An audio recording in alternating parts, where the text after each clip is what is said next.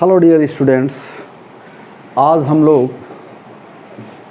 कुछ application of derivative की problems को कुछ डिस्कस करेंगे, जिनमें से एक प्रॉब्लम आपके सामने है। प्रॉब्लम क्या है? If M is the minimum value of K, if M is the minimum value of K for which the function F X equals to X root kx minus x square is increasing in the interval, in the closed interval 0 to 3, and capital M is the maximum value of fx in closed interval 0 to 3 when k equals to m, then ordered pair n m, then ordered pair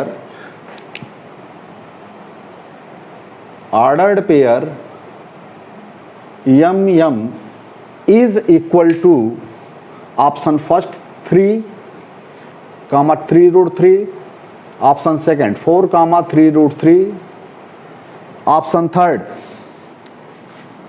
4 3 root 3, option fourth 5 3 root 6।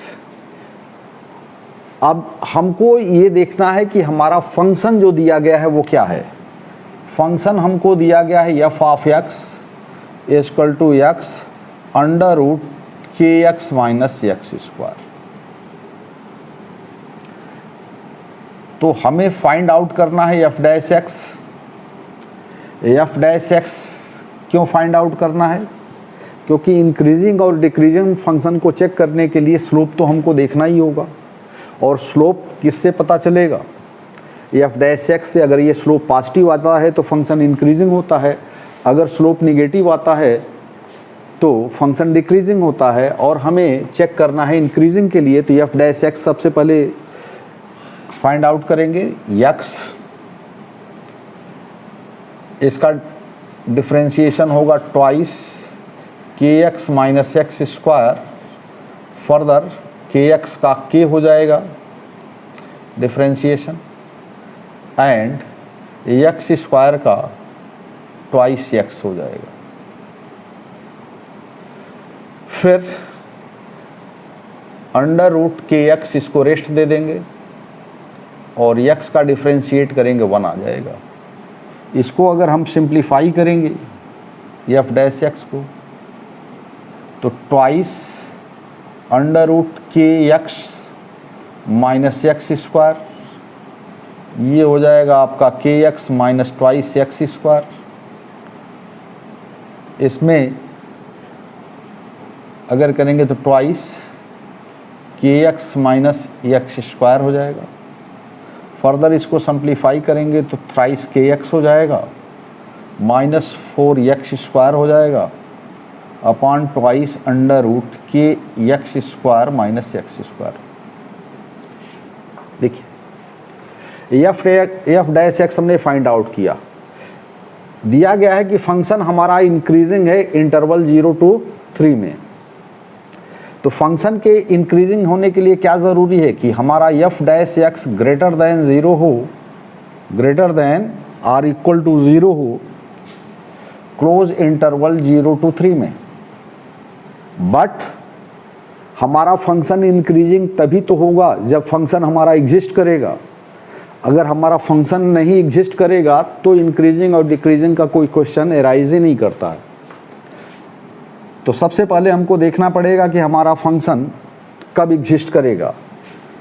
X तो for all real values exist करेगा, but ये वाला portion, root वाला portion केवल तभी exist करेगा जब k x minus x square greater or equal to 0 हो। यानी यदि हमारा फंक्शन इन दोनों कंडीशन को सेटिस्फाइड करेगा तो फंक्शन 0 to 3 के बीच में क्या हो जाएगा? इंक्रीजिंग होगा। तो फर्स्ट कंडीशन के लिए हम देखते हैं कि थ्राइस के x minus 4 of x square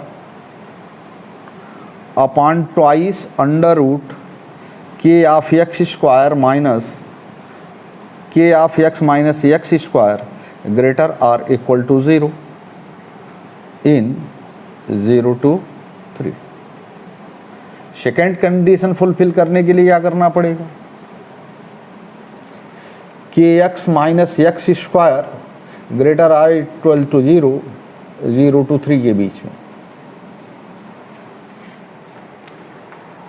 अब देखिए इसको तो डिफाइंड होना ही होना है और इससे सम पॉजिटिव वैल्यू निकल के आएगी, यानी ये हमारा कंडीशन कब होल्ड करेगी, जब थ्राइस के x minus 4x square greater or equal to 0 हो in close interval 0 to 3 and X square minus K X lesser or equal to 0 हो in close interval 0 to 3, close interval. Further इसको भी हम कर सकते हैं, X square minus 4x square minus thrice के X lesser or equal to 0 in x belonging to the interval close interval 0 to 3 and इसमें x हमने कॉमन ले लिया तो x minus k greater or equal to 0 in close interval 0 to 3। Bottom तक का clear है। Now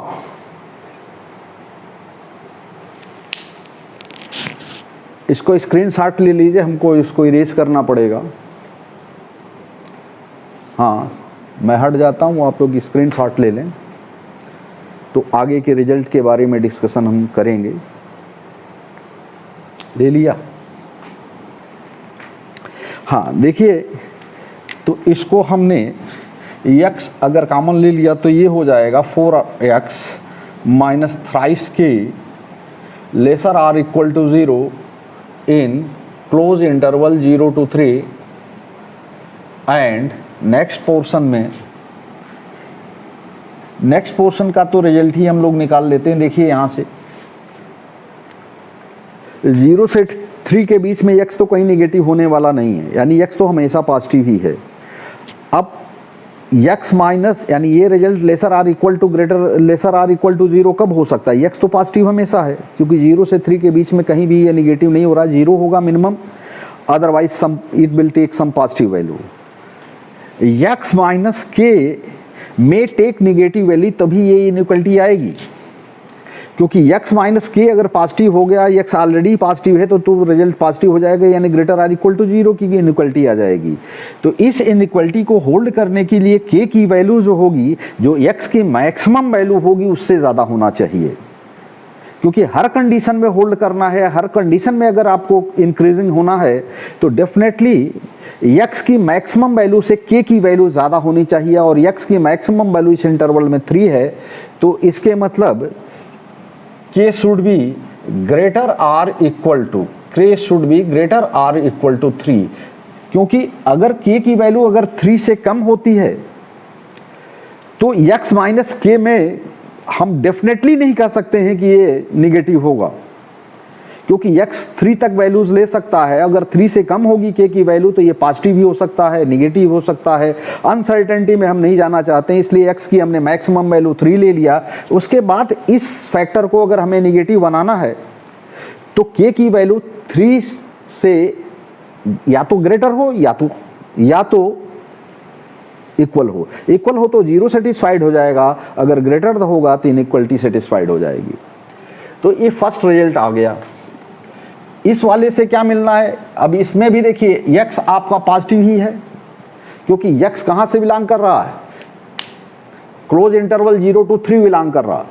तो close interval 0 to 3 अगर बिलोंग करेगा तो इसके मतलब ये तो या इधर 0 होगा या it will take some positive value. तो for inequality to be satisfied, inequality क्या है, लेसर आर इक्वल टू 0, और lesser or equal to 0 condition की सेटिस्फाइड करने के लिए अगेन हमको x की मैक्सिमम वैल्यू लेनी पड़ेगी, क्योंकि मैक्सिमम वैल्यू पर भी अगर ये निगेटिव हो जाएगा इसके मतलब ये निगेटिव होगा। तो x की मैक्सिमम वैल्यू क्या है, 3 है। अगर x की मैक्सिमम वैल्यू 3 हो जाएगी तो इसकी मैक्सिमम 4x की मैक्सिमम वैल्यू क्या हो जाएगी 12। तो 12 से बड़ा अगर ग्रेटर होता है आपका 3 के, तब तो ये निगेटिव होगा।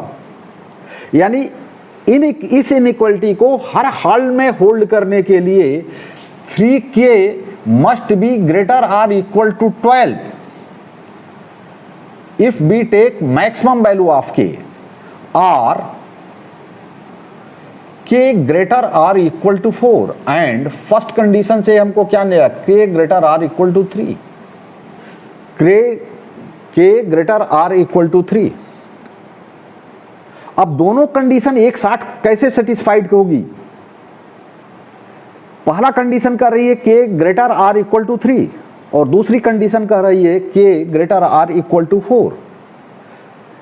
इसके मतलब क्या है? अगर k greater or equal to 4 है तो ये कंडीशन ऑलरेडी सेटिस्फाइड हो जाएगी। तो k की मिनिमम वैल्यू क्या होनी चाहिए? k की मिनिमम वैल्यू क्या होगी? 4 होगी। That is k equals to 4, यानी m की वैल्यू आपकी आ गई, मिनिमम वैल्यू क्या आ गई? 4। यानी k जो है m के बराबर होगा, यानी मिनिमम वैल्यू के बराबर होगा, तो k इक्वल्स टू हो जाएगा 4। और k इक्वल टू 4 आ जाएगा, उस दशा में आपकी fx की वैल्यू क्या होगी? f ऑफ x की, ये आप 4 लेंगे।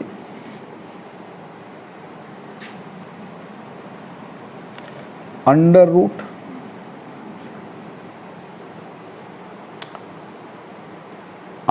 x की वैल्यू आपने मैक्सिमम 3 ले लिया है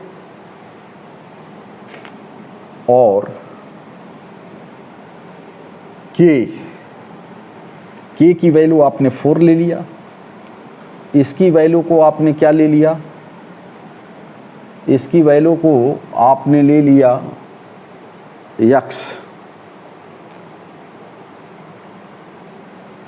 की 4 ले लेंगे, x को 3 ले लेंगे और ये 3 का स्क्वायर ले लेंगे, क्योंकि x तो मैक्सिमम 3 तक ही जा सकता है। तो ये क्या हो जाएगा? 4√3, यानी जो मैक्सिमम वैल्यू आएगी फंक्शन के इंक्रीजिंग होने पर, तो x के मैक्सिमम मान पर जाएगी और k की वैल्यू अगर 4 ले लेंगे तो ये क्या आ जाएगी? 4√3। तो हमारे पास कहीं कोई ऐसा ऑप्शन दिख रहा है क्या? हमें ऐसा कोई ऑप्शन दिख रहा हो? नो।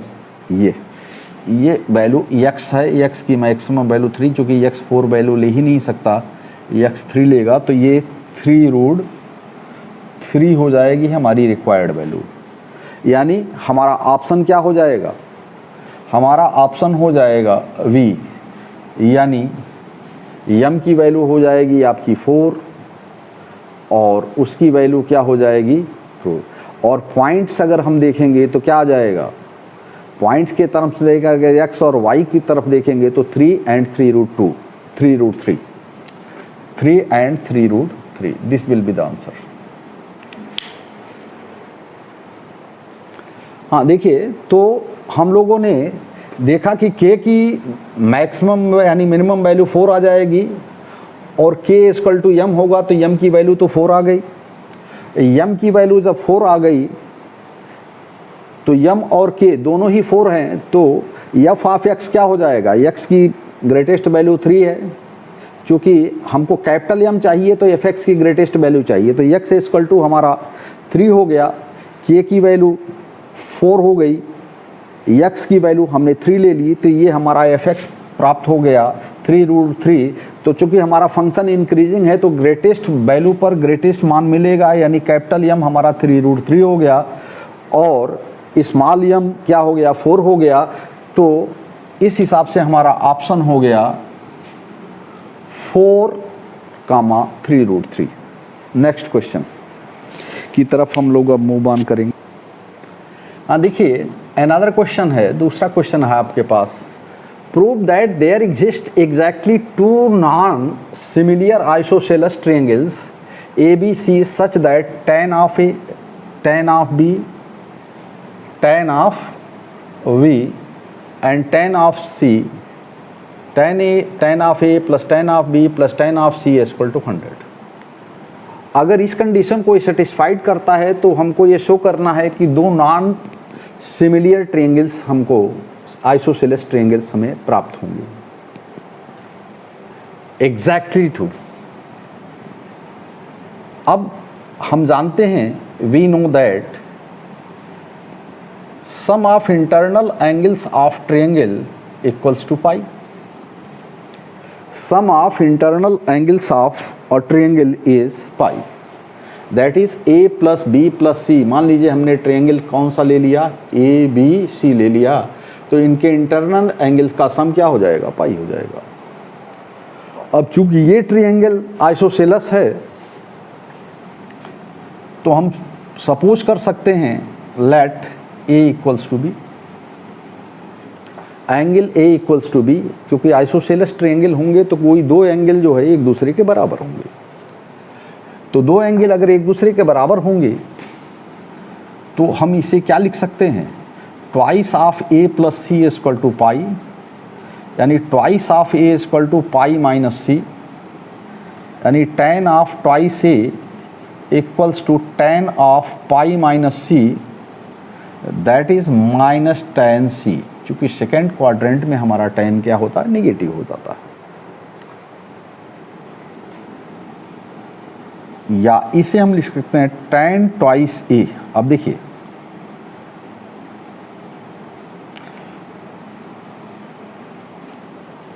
अब अगर if a equals to b होता है तो tan a equals to tan b होगा। यानी दोनों को हम अगर हम एक ही फॉर्म में लिखें तो tan a plus tan a plus tan c equals to 100, यानी twice of tan a, tan c की प्लेस पर हम लोग क्या लिख सकते हैं, tan c के प्लेस पर हम लिख सकते हैं tan of twice a equals to 100,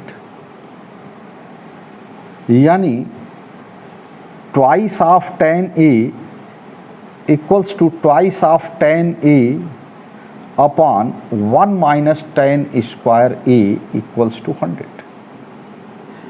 Since tan a equals to 2 tan a minus 2 tan a upon 1 minus tan square ये होता। अगर हम पुट कर दें, if we put tan a equals to x, then we have, हमारे पास क्या आ जाएगा,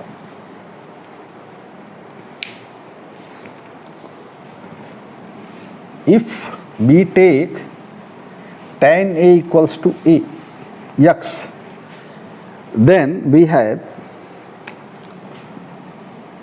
2x minus 2x upon 1 upon x square equals to 100, where x equals to tan a,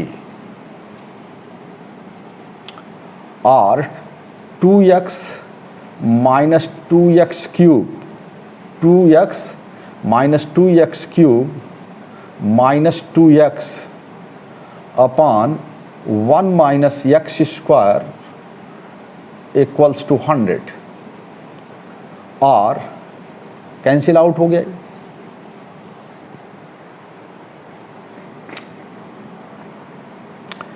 अब क्या हो जाएगा, minus twice x cube equal to 100 minus 100 x square, minus 100 x square, cross multiplication हो जाएगा। अब इसको ट्रांसपोज करें उधर तो क्या हो जाएगा, twice x cube minus 100 x square plus 100 equals to 0।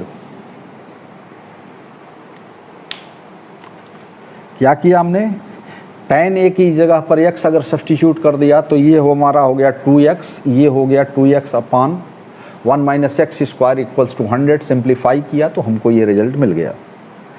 Further इसको और अगर हम सिंप्लीफाइड करते हैं यानी 2 से डिवाइड कर देते हैं तो हमारे पास क्या रिजल्ट आ जाएगा, x cube minus 50x plus 50 equals to 0। Now let us take f of x equals to x cube minus 50x plus 50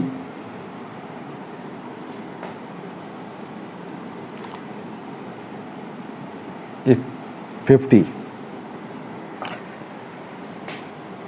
तो f डैश x क्या हो जाएगा, thrice x square minus 100x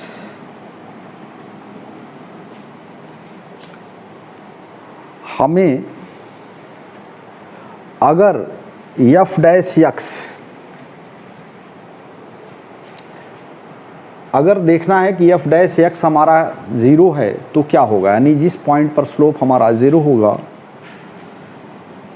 f dash x equals to 0 maximum value के लिए या minimum value के लिए, f dash equals to 0 तो ये क्या हो जाएगा, thrice x square minus 100x equals to 0। It implies that x thrice x minus 100 equals to 0, it implies that x equals to 0 or 100 by 3।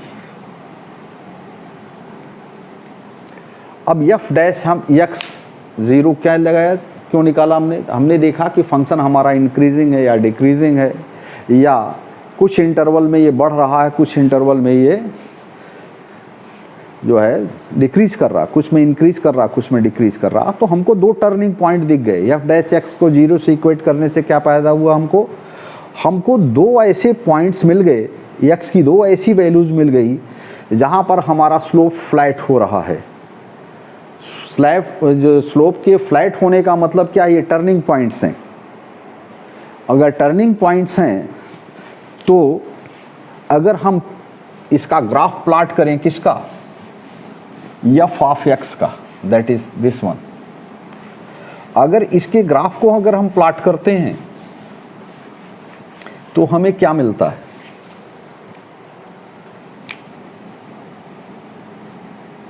इसकी ग्राफ को जब हम प्लॉट करेंगे तो हमें एक टर्निंग पॉइंट 0 पे दिख रहा है, एक टर्निंग पॉइंट कहां पे दिख रहा है, 0 पर, और दूसरा टर्निंग पॉइंट कहां दिख रहा है, 100/3 पर, 100/3 पर।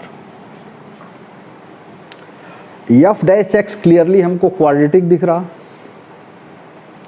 एफ डैश एक्स क्वाड्रेटिक है, दो रूट्स होंगे इसके, और एक रूट हमारा 0 है और दूसरा रूट क्या है, 3 है। आप जानते हैं कि बड़े रूट के इधर पॉजिटिव होगा, इधर नेगेटिव होगा और इधर पॉजिटिव होगा। इसके मतलब इधर स्लोप पॉजिटिव होगा, इधर स्लोप नेगेटिव होगा और इधर स्लोप अगेन पॉजिटिव हो जाएगा। यानी ये कर्व कुछ यूं आएगा, इस पॉइंट पर मैक्सिमम होगा, फिर ये इधर आएगा और x इक्वल टू 3 पर आते आते कर्व फिर से अपनी साइन एफ डैश एक्स अपना स्लोप चेंज करेगा और फिर ये जाता हुआ दिखाई पड़ेगा। आपको क्लियरली हमको 3 रूट्स दिख रहे हैं, यानी x के 3 ऐसी वैल्यूज मिल रही हैं जिस पर हमारा एफ एक्स क्या हो जाएगा, 0 हो जाएगा, एफ एक्स क्या हो जाएगा, 0 हो जाएगा। यानी F X equals to 0 satisfied होगा, F X equals to 0 satisfied होगा, 3 वैल्यूज, क्योंकि दो फ्लैट मतलब दो टर्निंग है।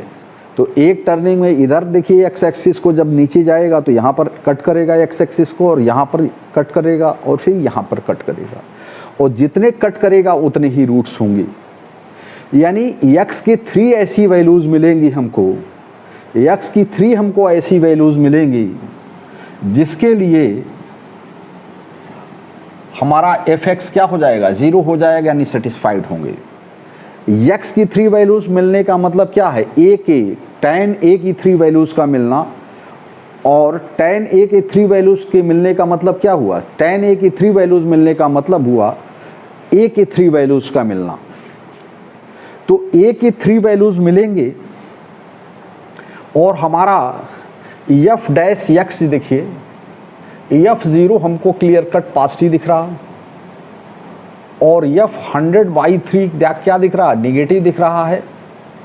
क्या दिख रहा है, निगेटिव दिख रहा है, यानी इसके बीच में एक जगह कट हो रहा है।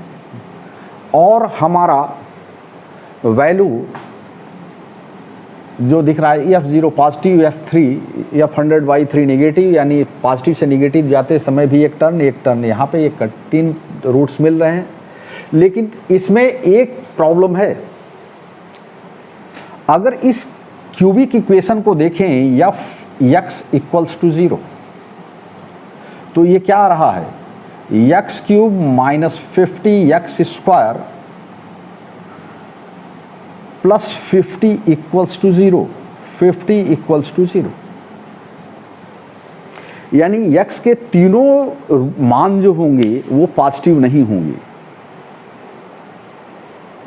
अगर तीनों मान पॉजिटिव होते तो x वाला टर्म यहां मौजूद होता। ये हम कैसे कह सकते,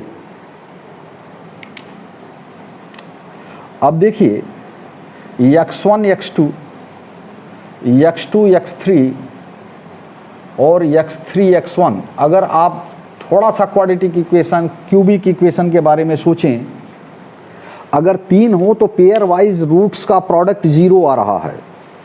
पेयर वाइज रूट का प्रोडक्ट 0 आएगा तो क्या तीनों सेम साइन के होंगे, तो होगा। अगर तीनों निगेटिव हों तब भी ये इनका प्रोडक्ट पॉजिटिव हो जाएगा, इनका सम पॉजिटिव हो जाएगा। और तीनों अगर निगेटिव पॉजिटिव हों तब भी सम पॉजिटिव होगा। और तो इसके मतलब इनका सम 0 कब हो सकता है, जब कम से कम एक रूट क्या हो, निगेटिव हो, यानी 2 एंगल्स तो आपको मिलेंगे ए के जो एक्यूट होंगे, एक एटलीस्ट क्या होगा, एक क्या होगा, एक से ज़्यादा तो हो ही नहीं सकता है। तो एक इसमें जो x की वैल्यू, tan a की वैल्यू मिलेगी वो निगेटिव मिलेगी, यानी a की वैल्यू ऑब्ट्यूज मिलेगी। तो a वैल्यू जो ऑब्ट्यूज हो जाएगी तो आइसोसेलेस ट्रायंगल फॉर्म होना संभव नहीं होगा। अगर a ऑब्ट्यूज हो गया, यानी क्या किसी ट्रायंगल में 2 ऐसे एंगल्स हो सकते हैं जिनकी 90 डिग्री से ज़्यादा वैल्यू हो, क्योंकि ट्रायंगल के तीनों एंगल का सम क्या उतना होता है, ट्रायंगल के तीनों एंगल का सम 180 ही हो सकता। अगर 2 ऑब्ट्यूज हो गए तो 180 से ज़्यादा 2 का ही हो जाएगा, तीसरे का क्या होना है। इसके मतलब क्लियर कट है कि अगर थर्ड ऑब्ट्यूज होगा यानी वो वाला ट्रायंगल पॉसिबल नहीं होगा। इट मीन्स केवल 2 ही ऐसे नॉन सिमिलियर हमको मिलेंगे triangles,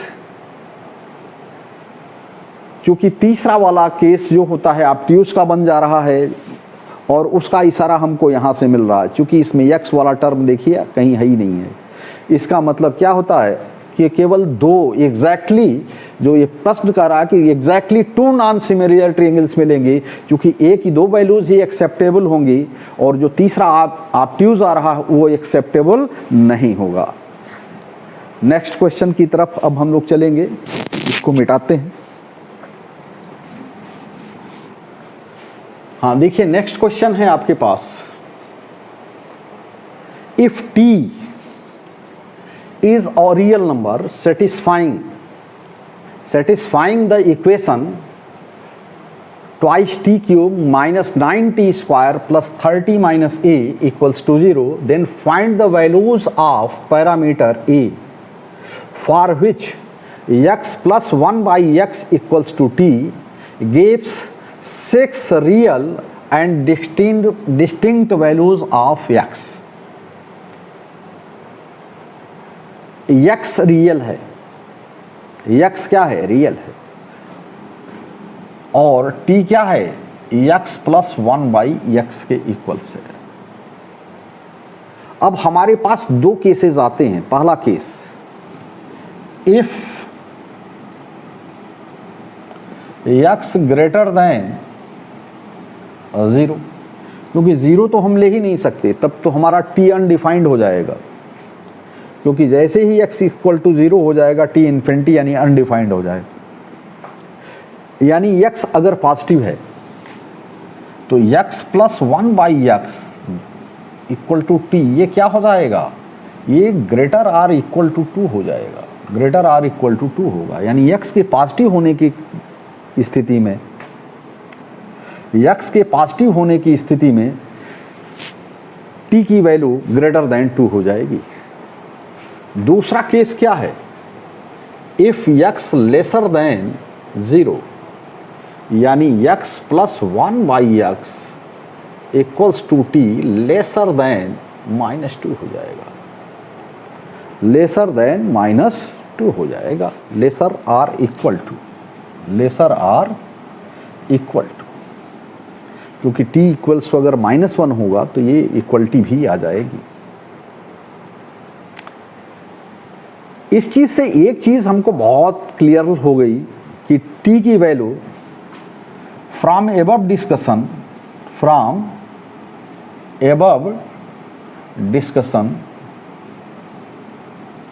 it is evident that t does not lie anywhere in the closed interval, t does not lie anywhere in closed interval -2 to 2. Clear? अब हम सपोज करते हैं, यानी यह हमको पता लग गया कि t की वैल्यू -2 से 2 के बीच में तो नहीं होने वाली है। अब इसके आगे के बारे में हम लोग सोचते हैं। तो सबसे पहले हम सपोज करते हैं लेट f ऑफ t, क्योंकि t के एक मान के लिए x के 2 मान मिलेंगे। अगर t के 3 वैल्यूज़ अगर हमको डिस्टिंक्ट वैल्यूज़ मिल जाती है तो x के हमें 6 मान मिल जाएंगे, जिसमें से एक पॉजिटिव और एक निगेटिव होगा। t के एक ही मान के करिस्पॉन्डिंग आपको x के 2 मान मिल सकते हैं, एक उसमें से एक पॉजिटिव हो सकता है, एक निगेटिव हो सकता है। तो हमें ये प्रूव करना है कि हमारा t जो है ये 3 वैल्यूज़ रखता है। इसके बाद 2 केसेस राइज करेंगे, पॉजिटिव और निगेटिव, लेकिन सबसे पहले तो हम t के लिए ही सॉल्व करते हैं। एफ टी इक्वल टू क्या आ जाएगा, 2t³ minus 9t square plus 30 minus a equals to 0। तो एफ डैश टी क्या हो जाएगा, एफ डैश टी जो होगा आप देख सकते हो ये हो जाएगा 6t square minus 18t and F double dash T क्या हो जाएगा, it will be 12t minus 18 हो जाएगा। हमें देखना होगा कि इस फंक्शन में कोई टर्निंग पॉइंट आ रहा है या नहीं आ रहा है। इसको करने के लिए क्या करते हैं, हम देखते हैं कि कहीं स्लोप फ्लैट हो रहा है या नहीं हो रहा। स्लोप कहीं भी फ्लैट हो रहा है या नहीं हो रहा। अगर स्लोप कहीं भी फ्लैट हो रहा है इसका मतलब क्या है, वो टर्निंग हमें मिल रही है। अब हम देखते हैं एक चीज़ हमारे सामने क्लियर है कि t की वैल्यू -2 से 2 के बीच में तो कहीं होनी नहीं है। एफ डैश टी क्या 0 हो सकता है, अगर 0 हो सकता है तो कहाँ पर होगा, इसके लिए हमने देखा कि एफ डैश यानी if f dash t equals to 0, f dash t equals to 0 implies that 6t square minus 18t equals to 0, that is t 60 common ले लेंगे तो क्या हो जाएगा, t minus 3 equals to 0। Yes, f dash x के 2 roots हमको मिल पा रहे हैं। एफ डैश टी के हमें 2 रूट मिल पा रहे हैं, जिसमें से एक रूट 0 है और एक रूट 3 है। इसका मतलब क्या हुआ, इसका मतलब ये हुआ कि एफ ऑफ एक्स का अगर हम ग्राफ प्लॉट करेंगे तो हमको दो टर्निंग पॉइंट मिलेंगे, एक मिलेगा 0 पर और एक मिलेगा 3 पर। एक मिलेगा 0 पर और दूसरा कहाँ मिलेगा? 3 पर। अब हम लोग ग्राफ प्लॉट करने की कोशिश करते हैं। इस चीज़ को दिमाग में रखेंगे जिससे हम इरेज करने जा रहे हैं कि t की वैल्यू -2 से 2 के बीच में नहीं होनी चाहिए। एफ डैश टी के बारे में नहीं बात कर रहा हूं मैं, एफ टी के बारे में बात कर रहा हूं। अगर हम इसका ग्राफ प्लॉट करना चाहेंगे तो क्या है? ये नंबर लाइन है। नंबर लाइन पे एक पॉइंट हमने 3 ले लिया, t इक्वल टू 3, और दूसरा पॉइंट ले लिया t इक्वल्स टू 0।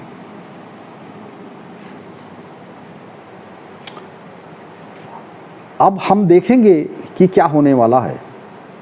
0 के लेफ्ट में जाएंगे, 0 के लेफ्ट में अगर हम आज जाते हैं तो स्लोप हमें पॉजिटिव दिखाई पड़ रहा।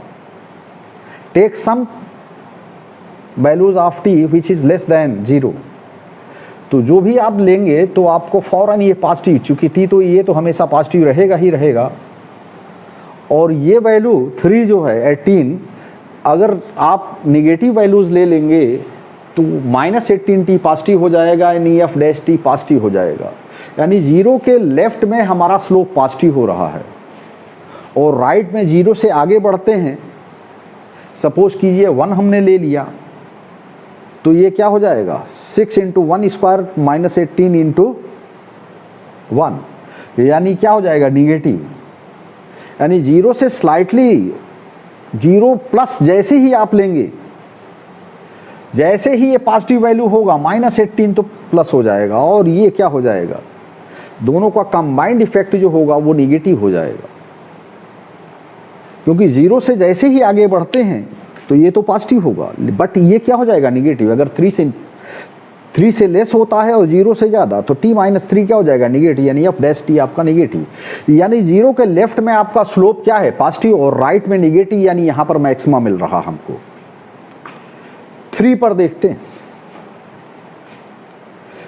3 के स्लाइटली लेफ्ट में अगर जाते हैं, 3 के स्लाइटली लेफ्ट में जाते हैं तो हमें क्या मिलेगी? कोई वैल्यूज आप देख लीजिए, यह निगेटिव स्लोप है, और 3 प्लस जाते ही आपको पॉजिटिव स्लोप। इसके मतलब क्या हुआ कि एक टर्निंग हमारा यहाँ पर है ग्राफ का, दूसरी टर्निंग यहाँ पर है, और t की वैल्यू चूंकि -2 से 2 के बीच में कहीं पड़नी ही नहीं है, तो इसके मतलब ये -1 यानी यहाँ कहीं नहीं इंटरसेक्ट कर सकता है, कहीं नहीं इंटरसेक्ट कर सकता। अगर इंटरसेक्ट करेगा तो जो हमने अभी निकाला था कि t की वैल्यू -2 से 2 के बीच में कहीं नहीं पड़ेगी, वो गड़बड़ हो जाएगा।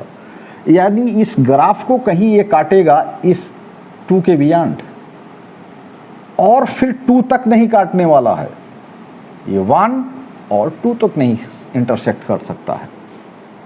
एफ डैश एक्स से जो आपने t की वैल्यू निकाला उस पर ध्यान न दीजिए, वो कहाँ काट रहा है? ये तो ऊपर जा रहा है, नीचे जा रहा है, और इस पे ये निगेटिव, और फिर कहीं जाके ये काटता है। यानी 2 टर्निंग पॉइंट आपको मिल रहे हैं। एक टर्निंग पॉइंट है आपका t इक्वल्स टू 0 पर, और दूसरा क्या हो मिल रहा है? t इक्वल टू 3 पर, और यहाँ पर स्लोप आपका 0 हो जा रहा है, यहाँ पे स्लोप 0 हो रहा है। इट मीन्स इधर स्लोप निगेटिव है तो इधर से जाते हुए कहीं एक जगह, यानी इधर फंक्शन डिक्रीजिंग है, यानी इधर जाते हुए कहीं ना कहीं काटेगा। इसके बीच में क्या है? ये इधर फंक्शन 0 से 3 तक डिक्रीजिंग है, और फिर 3 के आगे फर्दर इंक्रीजिंग हो रहा है, यानी फिर एक जगह, यानी 3 कटे मार रहा है। यानी t की 3 वैल्यूज मिल रही हैं। We are going to get 3 real values of t, 3 real values of t। अगर f ऑफ 0 और f ऑफ 3 लेंगे तो ये क्या आ जाएगा? Less than 0। वाई? f0 आपका पॉजिटिव है और f3 निगेटिव है, दोनों का प्रोडक्ट क्या हो जाएगा? निगेटिव हो जाएगा। तो t के हमें 3 रूट्स मिल रहे हैं, t के 3 रूट्स मिल रहे हैं। तो t के जब हमको 3 रूट्स मिलेंगे तो पॉसिबिलिटीज ए के बारे में क्या होगी? हमको पता है कि F0 निगेटिव है, हमको ये भी पता है F0 पॉजिटिव है, और F3 क्या है? निगेटिव है। -2 से 2 के बीच में ये कहीं भी ग्राफ को कट नहीं कर रहा है। इसके मतलब -2 पर ये पॉजिटिव हो रहा है, तो 2 के बीच में अगर साइन चेंज कर देता 2 पर तो कहीं कट करता, क्योंकि -2 पे ये पॉजिटिव है तो 2 पर भी पॉजिटिव होगा, तभी -2 से 2 के बीच में ग्राफ कहीं भी कट नहीं करेगा एक्स एक्सिस को या टाइम एक्सिस को, टी एक्सिस को नहीं टच करेगा, क्योंकि हमारा वेरिएबल फिलहाल टी है। तो -2 से 2 के बीच में कहीं नहीं कट कर रहा, यानी f ऑफ -2 हमारा पॉजिटिव है। f ऑफ -2 क्या है? पॉजिटिव है, जीरो नहीं होगा। f ऑफ 2 क्या है? ये भी पॉजिटिव है। अब जरा हम लोग सॉल्व करते हैं इस इनइक्वालिटी को। हमारे पास 3 इनइक्वालिटी दिख रही है, एक इनइक्वालिटी ये दिख रही है, एक इनइक्वालिटी ये दिख रही है, और ये इनइक्वालिटी ये दिख रही है। अब आपके मन में प्रश्न हो सकता है कि f-2 और f+2 को आपने पॉजिटिव ही क्यों लिया? क्योंकि सबसे पहले रिजल्ट के प्रॉब्लम जब हम सॉल्व करना शुरू किए थे, सबसे पहले हमने यही डिस्कस किया था कि t की वैल्यूज कहाँ नहीं हो सकती है, जहां पर हमारा फंक्शन डिफाइंड है।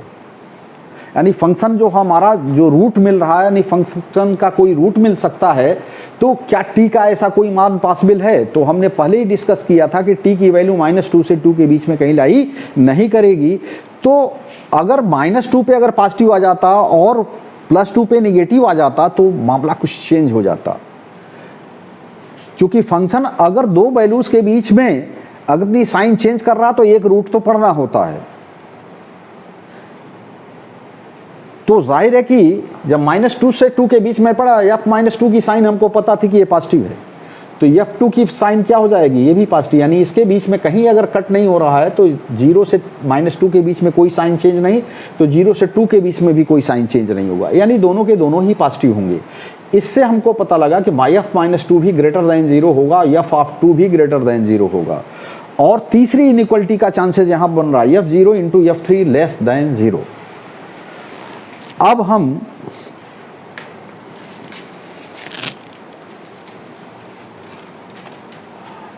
हम लोग जो है डिस्कस करना चाहेंगे इन इनइक्वालिटी पर, और फिर पॉसिबिलिटी देखेंगे कि क्या हो सकता है क्या नहीं हो सकता है।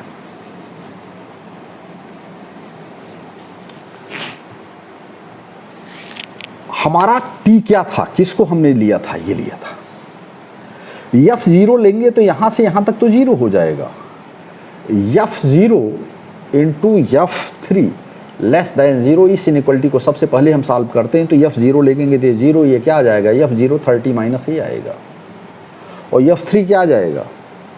3, ये हो जाएगा 3 क्यूब यानी 27 इंटू 2 54 हो जाएगा, और ये क्या हो जाएगा?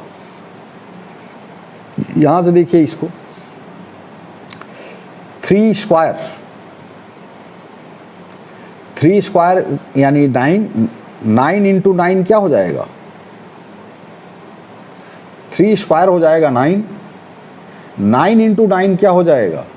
-81, यानी 54 minus 81 plus 30 minus a less than 0, यानी t की जगह पर हमने 3 पुट कर दिया। तो ये 3 का cube 27 into 2 54, 3 square into 9 81 minus 81 plus 30 minus, तो ये हो गया हमारा 30 माइनस ए फर्स्ट इनइक्वालिटी। कितना हो जाएगा? 84, 54 plus 30, 84 minus 81 that is 3, 3 minus a greater or equal to 0 lesser than 0। 84 minus 81, 3 minus a equals to 0। अगर हम इसको लें तो a minus 30, a minus 3 greater or greater than 0, no lesser than 0, lesser than 0।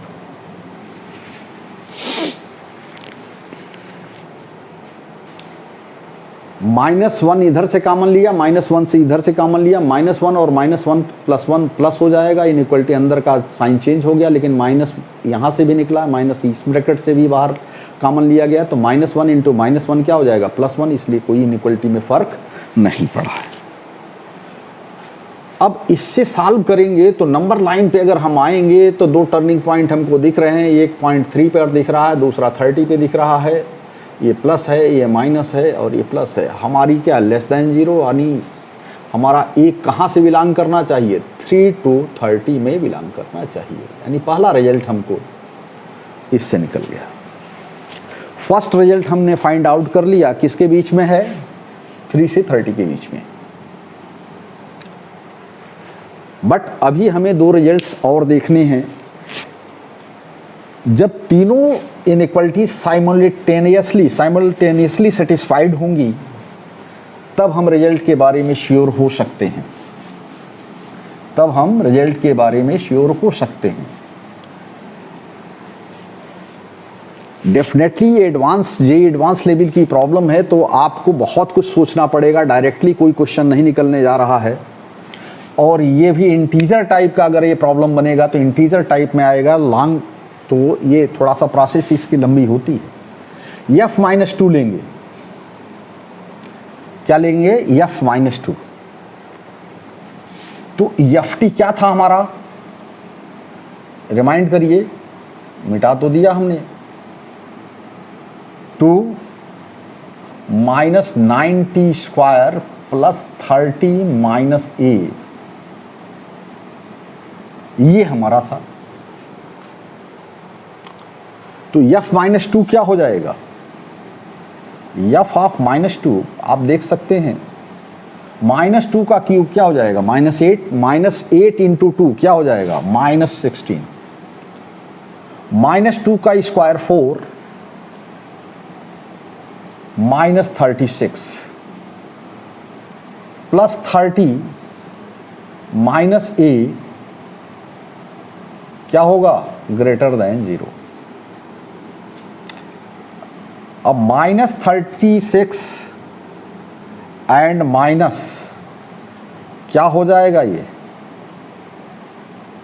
-30 + 30 -36 + 30 -6 -6 -16 -22 -22 -a greater than 0, यानी a + 20 laser than 0, यानी a less than -22। a -2 से कम, यानी कहने का मतलब ये और ये होल्ड नहीं कर रहा है, इसमें कुछ भी कॉमन नहीं है और इंटरसेक्शन हमको लेना है, इंटरसेक्शन बनता नज़र नहीं आ रहा। ये 3 से 30 है और ये माइनस, यानी ऐसा लग रहा है कि रूट्स कोई मिलेगा नहीं। फिलहाल एक और चेक कर लेते हैं, f2 2³ × 2 ये हो जाएगा आपका 8 × 2 = 16, प्लस में इस बार हो जाएगा, माइनस ये 36 में ही रहेगा, माइनस में ही रहेगा, और ये क्या है, ये 30 है और ये -a है और ये ग्रेटर देन 0 है। ये क्या होगा भाई, ये हो गया -6 यानी 10 - a ग्रेटर देन 0, यानी a - 10 लेस देन 0, यानी a लेस देन 10। अब देखिए, इसमें और इसमें 3 to 10 हो रहा है कॉमन, बट इस वाले में ये -∞ to -22 जा रहा, कहीं को नहीं, यानी तीनों में इंटरसेक्शन कुछ भी नहीं है। इसके मतलब t का कोई भी रूट, 6 तो दूर कहिए, कोई भी रूट्स नहीं मिलने वाला है। ये है आपका फाइनल डिसीजन, यानी x के कोई 6 मान नहीं मिलने जा रहे हैं। जब t के 3 मान्स ही नहीं मिल रहे हैं तो 6 मान्स कहाँ से मिलेंगे, ठीक है ना। t का पहले प्रथम दृष्टया हमको दिखा पड़ा था कि ऐसा हो जाएगा, लेकिन ऐसा कुछ हो नहीं रहा है। इसके मतलब एक्चुअल फिगर कुछ और है, यानी हमें ऐसा कुछ नहीं मिलने जा रहा। स्टॉप करो।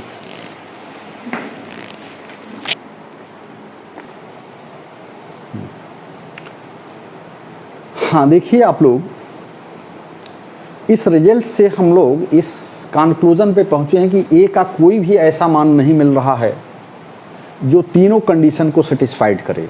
टी की तो 3 वैल्यूज मिल रही हैं, लेकिन उसके करस्पॉन्डिंग ए का कोई ऐसा वैल्यू हमको नहीं प्राप्त हो रही जिससे कि ये सेटिस्फाइड कर सके कि टी के 3 रियल वैल्यूज मिल जाएं, जिसके करस्पॉन्डिंग आपको 6 सॉल्यूशंस एक्स के मिल जाएं। क्योंकि आप देख रहे हैं फर्स्ट में ए की वैल्यू ये आ रही, सेकंड में ए की वैल्यू ये आ रही है, और थर्ड में ए की वैल्यू ये आ रही है, यानी हमें ए का ऐसा कोई मान नहीं मिलेगा जिसमें टी के 3 रियल रूट्स मिल जाएं और एक्स की 6 वैल्यूज मिल जाएं। Right, next. हाँ देखिए, आपके पास एक दूसरा क्वेश्चन है। A point on the hypotenuse of a triangle, a point on the hypotenuse of a triangle at the distances A and B from the sides of triangle, so that minimum length of hypotenuse is A raised to power 2 by 3, A raised to power 2 by 3 plus b raised to power 2 by 3 whole raised to power 3 whole raised to power 3 by 2. This is the problem. हमें prove करना है कि hypotenuse की length जो हो वो a raised to power 2 by 3 plus b raised to power 2 by 3 whole raised to power 3 by 2 होगा। अब देखते हैं, एक ट्रायंगल बनाते हैं। सबसे पहले हमने एक ट्रायंगल बनाया, इसका हाइपोटेनस है ये। अकॉर्डिंग टू प्रॉब्लम एक साइड से ये, इस पर कोई पॉइंट है P जो एक साइड से A डिस्टेंस पर है और दूसरे साइड से जो है वो B डिस्टेंस पर है। सपोज कीजिए किसी इंस्टेंट पर ये थीटा एंगल बना रहा है और ये क्या बना रहा, थीटा बना रहा।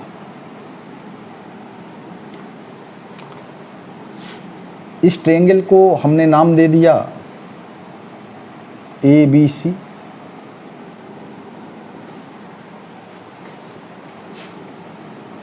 क्लियरली कॉस थीटा क्या हो जाएगा, इसको नाम दे दें m दे दें, इसको n दे देते हैं।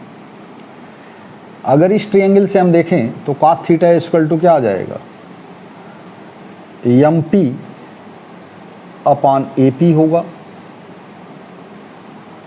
यानी AP इक्वल्स टू क्या हो जाएगा, MP सेक थीटा। MP की वैल्यू A है according to the problem, sec theta हो जाएगा। अब इस वाले ट्रायंगल से लें तो साइन थीटा इक्वल टू क्या हो जाएगा, PN अपॉन CP, यानी CP की वैल्यू क्या हो जाएगी, CP की वैल्यू हो जाएगी PN cosec theta, PN cosec theta. PN की वैल्यू V दी गई है तो B कॉसेक थीटा। क्लियर। हमें हाइपोटेनस AC की लेंथ देखना है, तो हाइपोटेनस AC की लेंथ क्या हो जाएगी, AP प्लस CP। AP कितना है, A सेक थीटा, और CP कितना है, V कॉसेक थीटा। ये क्या है, V कॉसेक थीटा। जैसा कि हम जानते हैं कि अगर मैक्सिमम हमको लेंथ देखना होगा तो हम क्या करेंगे, इसको डिफरेंशिएट करेंगे with respect to theta. A sec theta का डिफरेंशिएशन क्या होता है, सेक थीटा टेन थीटा, और V का क्या होगा, V तो कांस्टेंट है, कॉसेक थीटा का क्या हो जाएगा, माइनस हो जाएगा, minus of cosec theta cot theta, minus of cosec theta cot theta. अब अगर ये AC इज मैक्सिमम और मिनिमम कब होगी? जब d of AC upon d theta 0 हो। मैक्सिमम या मिनिमम दोनों भी एक्सट्रीम कंडीशन में डेरिवेटिव, फर्स्ट डेरिवेटिव 0 होना चाहिए। अब ये 0 होगा, इसके मतलब क्या होगा? D of AC by D theta किसके बराबर है? इसके बराबर, यानी ये 0 होगा। A sec theta tan theta minus V cosec theta cot theta equals to 0। यानी it means A sec theta, A sec theta, sec theta को आप क्या लिख सकते हो? कॉस थीटा, और इसको लिख सकते हो टेन थीटा। और वी क्या हो जाएगा? 1 upon sine theta cosec theta को लिख सकते हो, और काट थीटा को भी 1 अपॉन टेन थीटा लिख सकते हो। अब इधर देखिए क्या होने जा रहा है, सबको इधर लाइए, तो ये साइन थीटा आके कास थीटा के सर पे बैठ जाएगा, ये टेन थीटा से मल्टीप्लाई के टेन स्क्वायर थीटा हो जाएगा, और इधर बी बाई ये हो जाएगा, और ये भी आपका टेन थीटा हो गया। यानी ये क्या हो गया? Tan cube theta equal to B by A, यानी tan theta equal to V by A whole raise to power 1/3। Tan theta क्या आ गया? V by A whole raise to power 1/3। अब जब टेन थीटा की वैल्यू आ गई तो इसकी हेल्प से हम क्या निकालेंगे? इसके हेल्प से हम लोग जो है साइन थीटा और कॉस थीटा की वैल्यूज निकाल लेंगे। क्या करेंगे? साइन थीटा और कॉस थीटा की वैल्यूज को हम लोग फाइंड आउट कर लेंगे। कैसे फाइंड आउट करेंगे देखते हैं।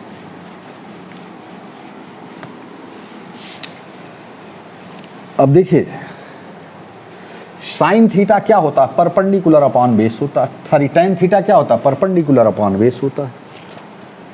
आप यूं देख ले, सिंपली समझने के लिए बहुत सिंपल है। टेन थीटा है यानी आपका बेस है आपका 1/3 और परपेंडिकुलर है बी की रेज टू पावर 1/3, यानी हाइपोटेनस क्या हो जाएगा? ए की पावर 1/3 का होल स्क्वायर प्लस बी की पावर 1/3 का होल स्क्वायर, यानी ये। अगर थीटा टेन थीटा आपका b raise to power 1/3 a raise to 1/3 है, तो साइन थीटा आप सिंपली देख सकते हो, ये आपका परपेंडिकुलर है तो b1 की पावर 1/3 ही रह जाएगा, और हाइपोटेनस क्या हो जाएगा? A raise to power 2/3 plus B raise to power 2/3। Similarly cos theta में क्या हो जाएगा? बेस ले लेंगे, बेस आपका क्या है? A raise to power 1/3 under root A raise to power 2/3 B raise to power 2/3, ये हाइपोटेनस करस्पॉन्डिंग ट्रायंगल का हो जाएगा। तो हमको साइन थीटा पता हो गया, कॉस थीटा पता हो गया, राइट? और साइन थीटा और कॉस थीटा अगर हमको पता लग जाएगा तो हमें कॉसेक थीटा भी पता हो जाएगा। कॉसेक थीटा कितना हो जाएगा? Under root A raise to power 2/3 plus B raise to power 2/3 upon v raise to power 1/3, and sec theta क्या हो जाएगा? सेक थीटा हो जाएगा आपका under root A raise to power 2/3 B raise to power 2/3 upon a raise to power 1/3। इतनी मेहनत हम लोग क्यों कर रहे हैं? क्योंकि हमें AC निकालना है, और AC निकालने के लिए हमको क्या चाहिए? AC क्या था हमारा? AC क्या था? A सेक थीटा था और V कॉसेक थीटा था, यही तो था। लेकिन AC की वैल्यू ये मैक्सिमम ही होगी, क्योंकि D of AC upon d theta तब भी तो जीरो हो सकता है जब AC मिनिमम हो, क्योंकि फर्स्ट डेरिवेटिव का जीरो होना ये नहीं साबित करता है, हमको कहीं से भी ये नहीं साबित करता है कि ये मैक्सिमम ही होगा। इसको चेक करने के लिए हम लोग क्या करेंगे, देखेंगे कि एक्चुअली यहाँ पर मैक्सिमा ही मिलेगा या कुछ और मिलेगा। तो देखिए आपका जो थीटा है वो क्या मिनिमम वैल्यूज और क्या मैक्सिमम वैल्यूज ले सकता है, थोड़ा सा स्टडी करें आप, क्योंकि सेकेंड डेरिवेटिव निकाल कर चेक करना थोड़ा सा और बड़ा सा हो जाएगा, तो थोड़ा सा हम लोग कॉन्सेप्ट का यूज कर लेते हैं। देखिए थीटा की मिनिमम वैल्यू क्या होगी, 0 होगी।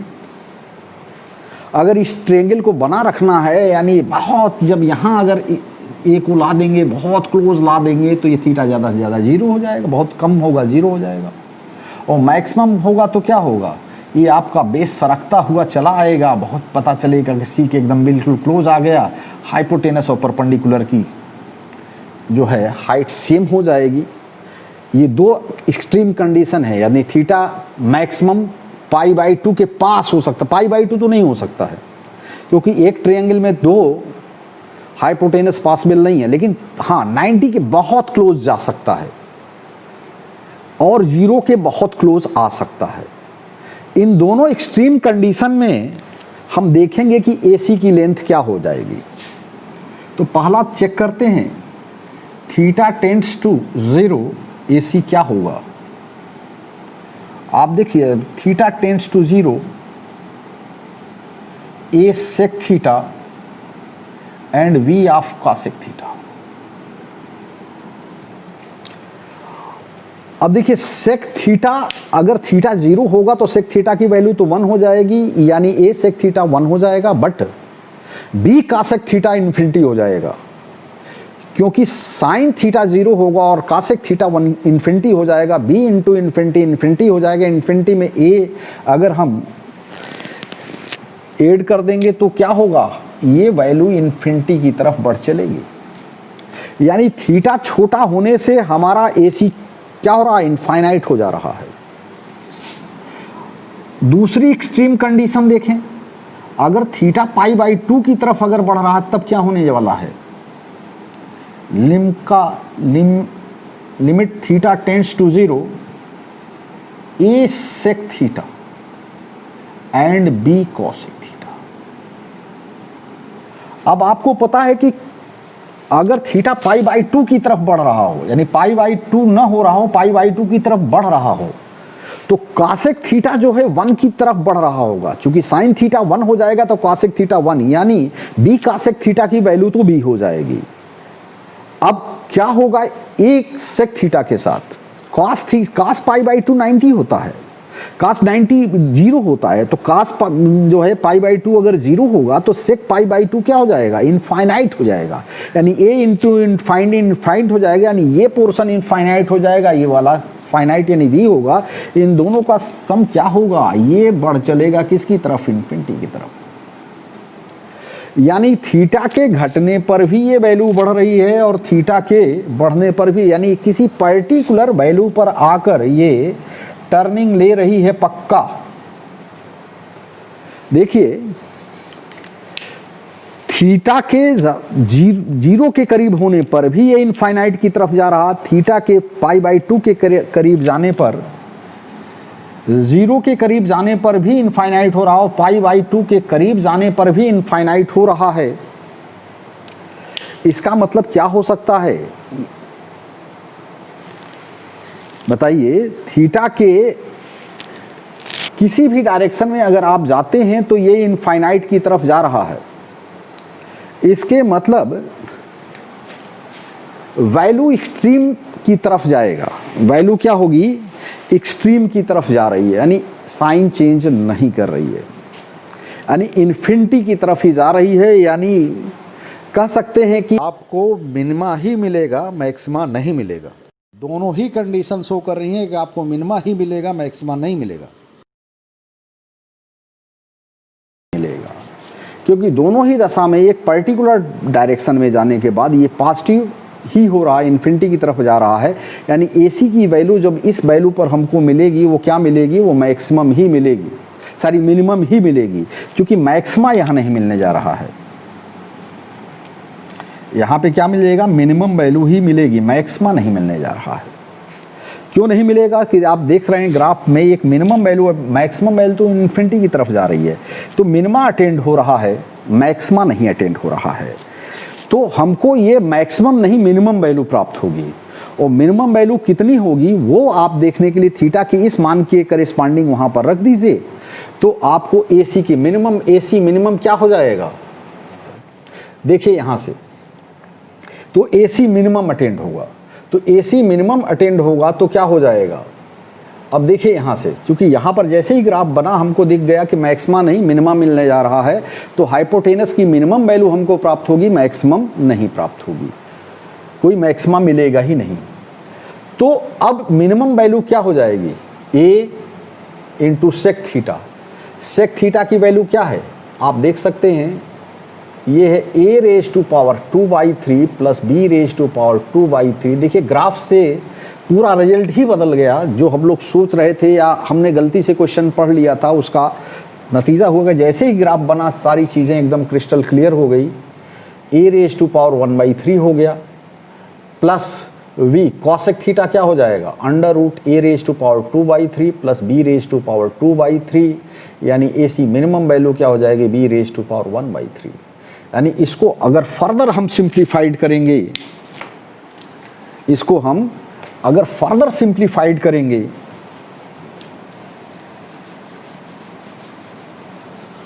फर्दर सिंप्लीफाइड करेंगे तो ये क्या हो जाएगा, A raise to power 2/3 under root A raise to power 2/3 plus B raise to power 2/3 plus V raise to power 2/3 under root A raise to power 2/3 B raise to power 2/3।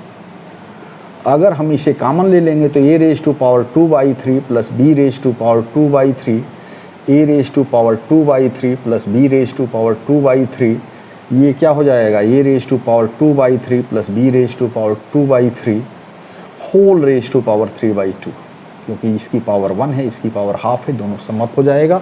ये आ गया आपका result. Minimum value of hypotenuse क्या हो जाएगा, A raise to power 2/3 plus B raise to power 2/3 whole raise to power 3/2। हाँ देखिए बच्चों, एक और प्रॉब्लम आपके पास है, अ window in the form of rectangle surmounted by a semicircular opening. The total perimeter of the window is 10 meter. Find the dimensions of the window to admit maximum light through the whole opening. ये देखिए, ये आपका एक rectangular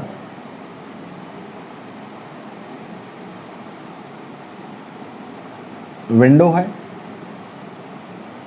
इस पे opening एक semi circular है। Suppose करिए ये दोनों साइड y हैं और ये आपका x है। पेरीमीटर तो यही होगा जो आप देख रहे हैं, और ये इस सर्कुलर जो पोर्शन है, सेमी सर्किल है, इसका डायामीटर है, तो ये पूरा, अगर ये x है तो ये भी x है, तो ये x/2 हो जाएगा। तो पेरीमीटर अकॉर्डिंग टू प्रॉब्लम क्या हो जाएगा, पेरीमीटर जो होगा twice y plus x plus 2πr की जगह पर πr होगा, यानी x/2 हो जाएगा। ये हो गया आपका पेरीमीटर, यानी ट्वाइस y, और ये पेरीमीटर कितना दिया गया है अकॉर्डिंग टू प्रॉब्लम, 10 दिया गया है। Twice y plus x common ले लिए, 1 प्लस π/2 दिस वन।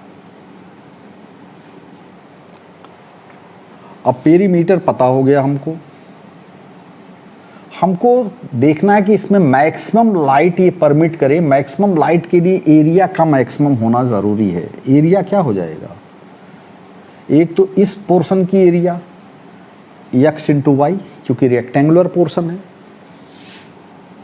और ये वाली एरिया सेमी सर्कुलर है तो पाई x स्क्वायर बाई 4 होगा,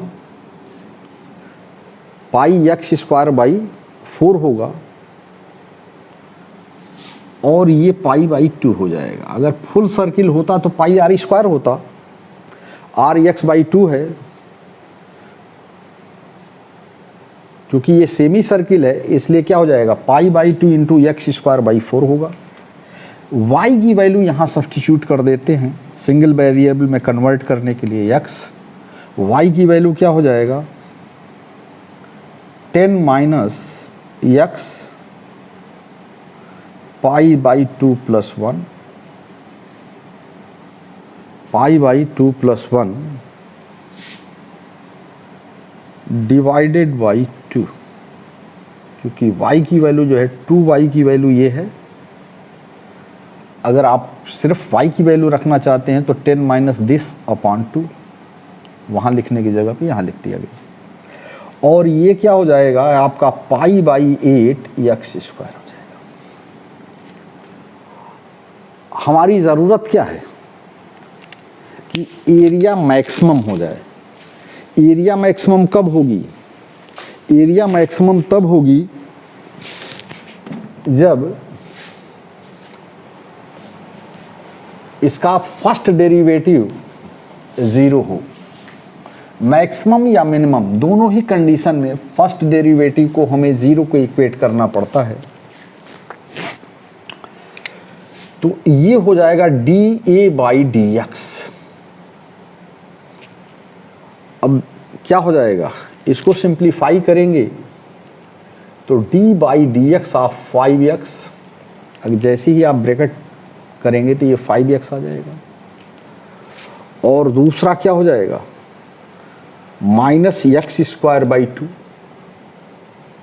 minus x square by 2 pi by 2 plus 1,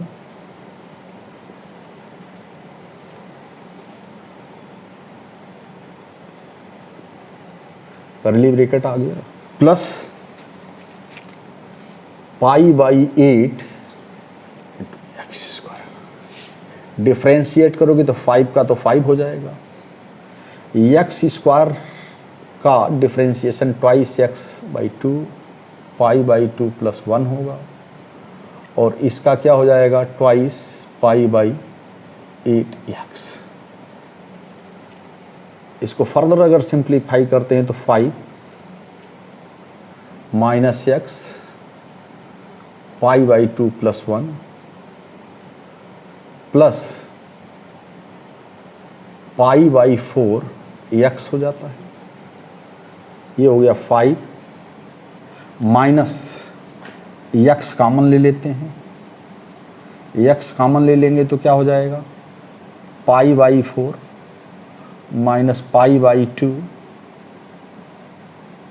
minus pi by 2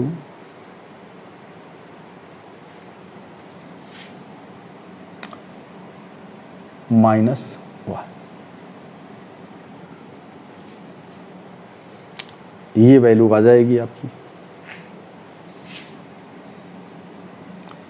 यानी 5 माइनस एक्स, ये हो जाएगा minus pi by 4 minus 1,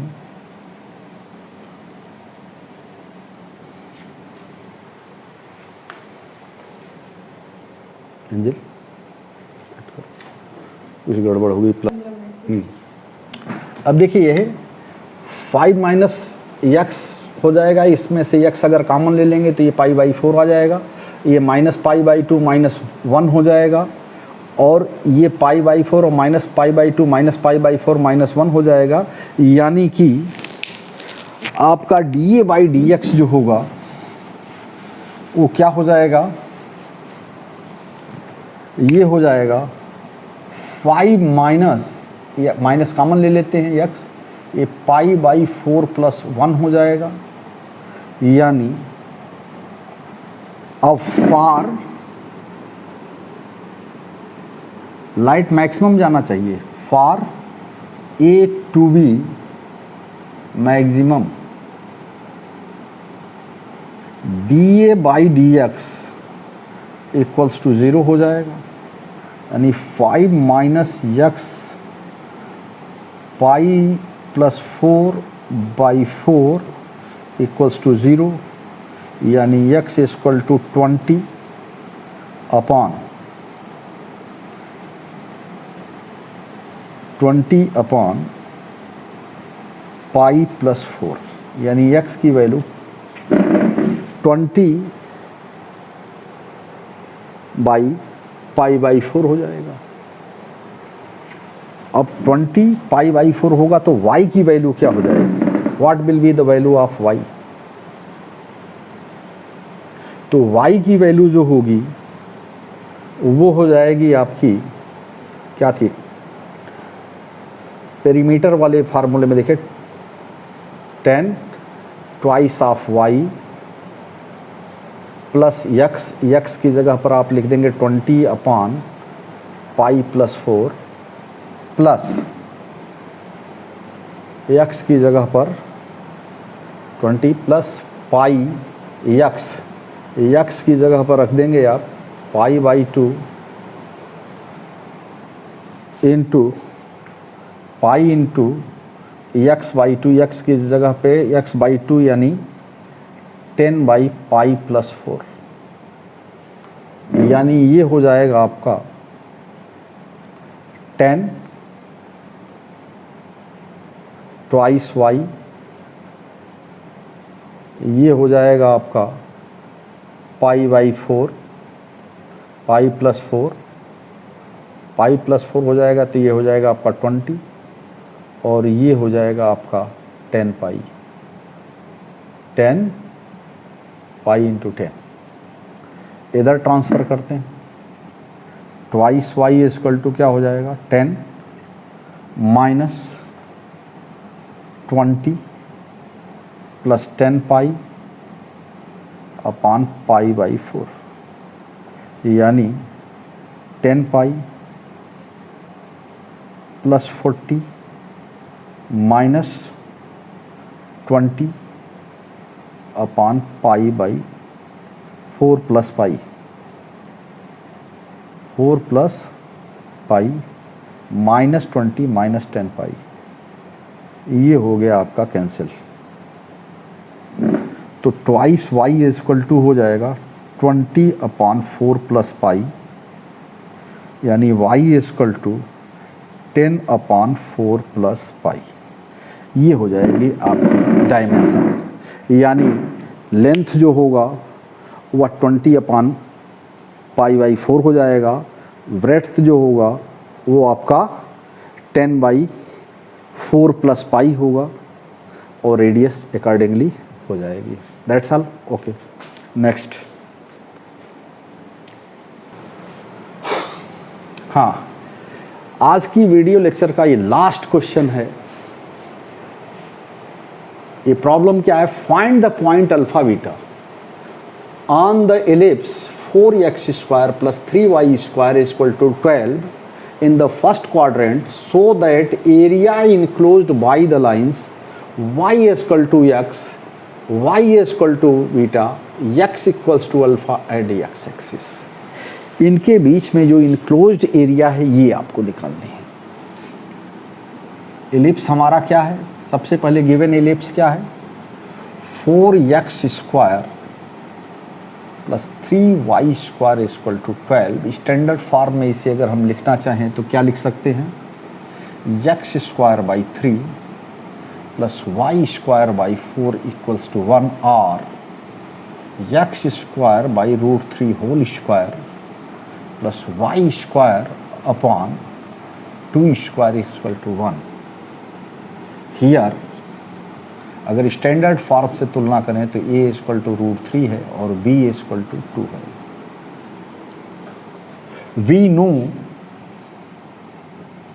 we know that any point on this ellipse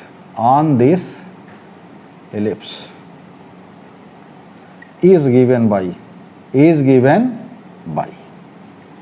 क्या हो जाएगा, √3 cos थीटा 2 sin थीटा। यानी इस एलिप्स पर कोई पॉइंट जो होगा, जनरल पॉइंट होगा, वो कैसा होगा, उसका कोऑर्डिनेट क्या होगा, √3 cos theta plus 2 sin theta. जरा एलिप्स के फिगर को हम लोग बना भी लेते हैं। ये हमारा एलिप्स है,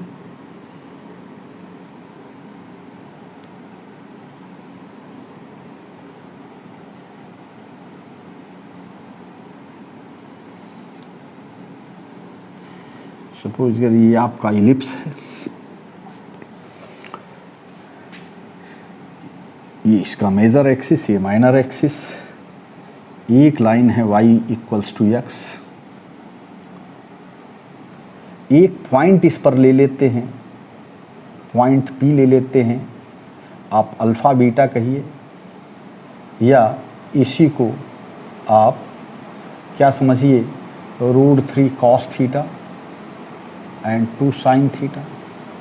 यहाँ से परपेंडिकुलर इस पे डालिए और यहाँ पर एक लाइन मेजर एक्सिस के पैरेलल खींचिए। मान लीजिए ये पी के है और ये पी एम।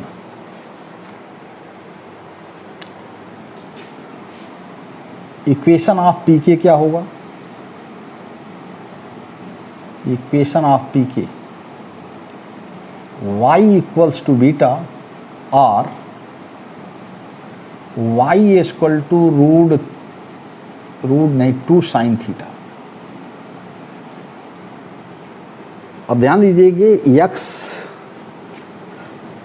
पी के का इक्वेशन हो गया 2 sin theta. Equation of P M,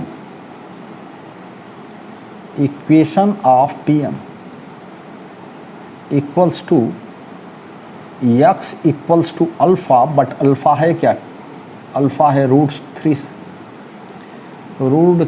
cos theta, √3 cos theta. y, क्योंकि देखिए इस पॉइंट का कोऑर्डिनेट है आपका अल्फ़ा और ये लाइन इसके परपेंडिकुलर जा रही है, यानी x कोऑर्डिनेट फिक्स होगा, x = अल्फ़ा होगा, यानी √3 sin थीटा। पॉइंट k का कोऑर्डिनेट क्या होगा, पॉइंट के y = x पर है, यानी जितना इसका x कोऑर्डिनेट होगा उतना ही y कोऑर्डिनेट भी होगा, जितना x कोऑर्डिनेट होगा उतना ही y कोऑर्डिनेट होगा, यानी k का कोऑर्डिनेट होगा 2 cos theta 2 sin theta 2 sin theta. क्या हो जाएगा, 2 sin theta 2 sin theta. y, क्योंकि लाइन y = x है, यानी x और y कोऑर्डिनेट सेम होंगे। अब यहाँ से यहाँ की डिस्टेंस कितनी है, √3 ऑफ cos थीटा।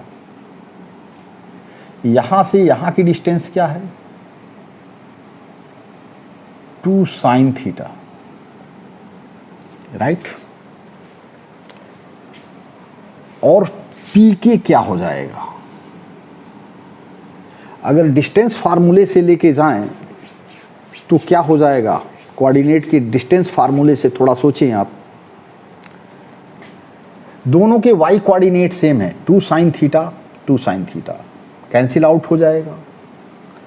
इसके मतलब लेंथ होगी एक्चुअली क्या, √3 cos theta minus 2 sin theta, यही तो डिस्टेंस आ जाएगी।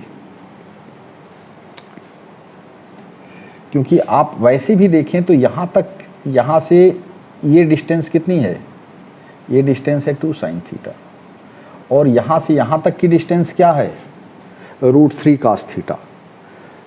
तो ये डिस्टेंस क्या होगी, इस पूरी डिस्टेंस में से इतनी डिस्टेंस आप माइनस कर दी, यानी √3 cos theta plus sin theta. इसको हम एक नाम दे देते हैं, जो इसका सेंटर है इलिप्स का, उसे O। शायद आपको दिख रहा होगा कि OMPK ट्रेपेजियम है, since PK is parallel to OM, और यही हमारी रिक्वायर्ड एरिया है, यही हमारी रिक्वायर्ड एरिया। कैसे? जो पीके का इक्वेशन है y इक्वल टू अल्फा है, y इक्वल टू अल्फा और y इक्वल टू बीटा है, और बीटा की वैल्यू क्या है 2 साइन थीटा, यानी y equal to 2 sine theta हमारा एक लाइन हो गया जैसा कि क्वेश्चन में मेंशन किया गया है। और पीएम क्या है? PM x equals to alpha या √3 कॉस थीटा है, और y इक्वल टू x एक जा रहा और x एक्सिस से घिरा हुआ एरिया है, यही हमारा रिक्वायर्ड एरिया। ध्यान से देखिए तो यही हमारा रिक्वायर्ड एरिया है।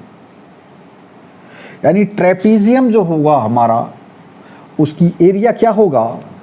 सम ऑफ पैरेलल साइड्स। एक साइड कितना है? √3 कॉस थीटा, और दूसरा साइड कितना है? पीके, ये कितना है? √cos theta. एक बार आप ऐसे लिख लें समझने के लिए, OM प्लस PK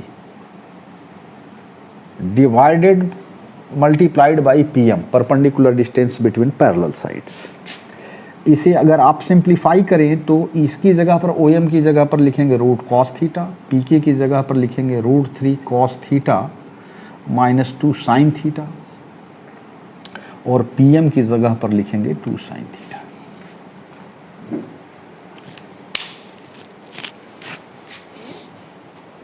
अब हमें इसकी ज़रूरत नहीं है तो इसको हम इरेज कर दे रहे हैं।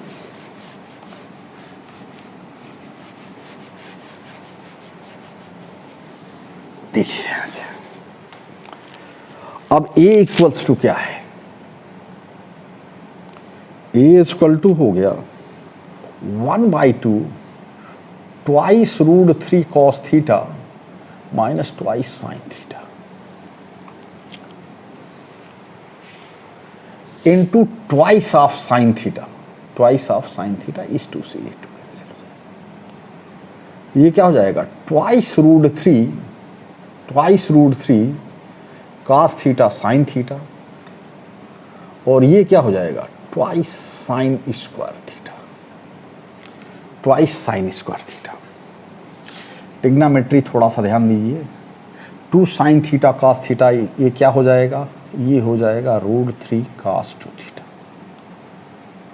cos 2 theta. ठीक, और ये क्या हो जाएगा? आप चाहें तो डिफरेंशिएट भी कर सकते हैं यहां से। इसको आप क्या कर सकते हो? इसको लिख सकते हो 1 minus cos 2 theta, 1 minus cos 2 theta, यानी आप इसे लिख सकते हो √3 cos of 2 theta plus cos of 2 theta minus 1। Sorry, ये साइन 2 थीटा होगा। 2 साइन थीटा cos थीटा, ये होता है आपका साइन ऑफ 2 थीटा, तो ये हो जाएगा आपका साइन ऑफ 2 थीटा। अब आप चाहें तो इसे डिफरेंशिएट कर दें, और चाहें तो टिग्नामेट्री का भी यूज कर सकते हैं। क्या कर सकते हैं? √a² प्लस b² से इसे डिवाइड कर दें और इसी से मल्टीप्लाई कर दें। क्योंकि जब a cos theta plus b sine theta के फॉर्म में होता है तो हम क्या कर सकते हैं? √a² प्लस b² से डिवाइड और मल्टीप्लाई करते हैं, तो वही चीज़ करेंगे। a की जगह पे √3 है और b की जगह पर 1 है, तो हम क्या कर सकते हैं? 2 से इसे मल्टीप्लाई कर दें और 2 से डिवाइड भी कर दें, तो ये हो जाएगा sine 2 theta plus 1/2 cos 2 theta cos of 2 theta minus 1। अब इसे आप क्या लिख सकते हैं? आप चाहें तो इसे डिफरेंशिएट भी कर सकते हैं। डिफरेंशिएट करके 0 से इक्वेट कर दें, तब भी आपकी वैल्यू निकल कर चली आएगी। और चाहे तो टिग्नामेट्री का ही यूज कर सकते हैं। यहाँ पर ये क्या है आपका? √3/2 cos कितने की वैल्यू होती है? 30 डिग्री की, यानी ये हो गया आपका cos ऑफ π/6 साइन 2 थीटा या इसे साइन ही कर दो तो साइन पाई बाई 3 हो जाएगा, और ये क्या हो जाएगा प्लस ये cos ऑफ पाई बाई 3 हो जाएगा, cos 2 थीटा हो जाएगा -1, यानी a इक्वल्स टू आपका क्या आ गया, इस sine cos a plus B है twice theta minus pi by 3 cos twice theta minus pi by 3 -1। अब आपको क्लियर दिख रहा है कि इसकी मैक्सिमम वैल्यू क्या होगी, 1 होगी। जब cos 2 theta minus pi by 3 की वैल्यू मैक्सिमम होगी उसी वक्त a मैक्सिमम होगा। For a to b maximum, for a to b maximum cos twice theta minus pi by 3 equals to 1,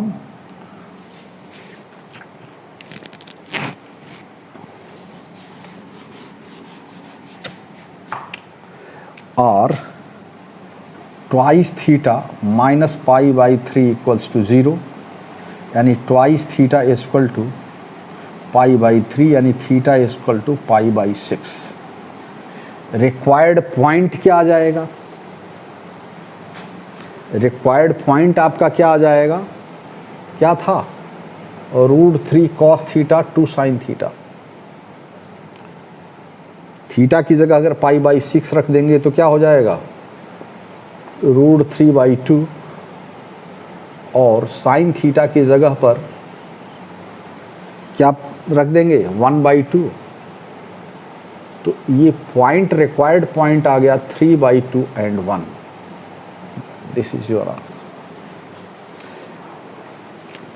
अगर आप लोगों को ये वीडियो पसंद आया हो तो इसे सब्सक्राइब करें। अभी तक आप चैनल को मेरे अगर आप लोगों ने अभी तक सब्सक्राइब नहीं किया तो इसे सब्सक्राइब करें, और वीडियो लेक्चर को कंटिन्यूअस देखने के लिए आप इसे सब्सक्राइब कर लेंगे तो जैसे ही कोई नया वीडियो बनेगा वह तुरंत आपके पास पहुंच जाएगा। Please like and share.